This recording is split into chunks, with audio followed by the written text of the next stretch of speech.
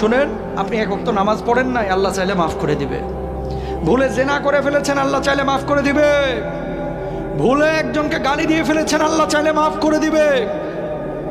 ভুলে ফজরের নামাজে জাগতে পারেন নাই বা ইচ্ছে করে জাগেন না, একদিন আল্লাহ চাইলে মাফ করে দিবে। রোজা একটা করেন না, আল্লাহ চাইলে মাফ করে দিবে। দুইটা গুনাহ এমন আছে যেটা আল্লাহ কখনো মাফ করবে না।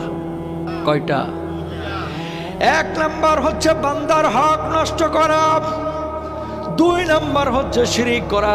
প্রিয় ভাইরা আমার, কলিজার টুকরারা আমার, খবরদার ভাইয়ের সম্পদ হয়ে ভাইয়ের সম্পদ নষ্ট করেন না, ভাই হয়ে ভাইয়ের সম্পদ নষ্ট করেন না, ভাই হয়ে বোনের সম্পদ মেরে দিয়েন না, আরেকজনের হক নষ্ট করে আরেকজনের জমি দখল করেন না। আল্লাহর কসম করে বলে কিয়ামতের ময়দানে আপনি মাপ পাবেন না।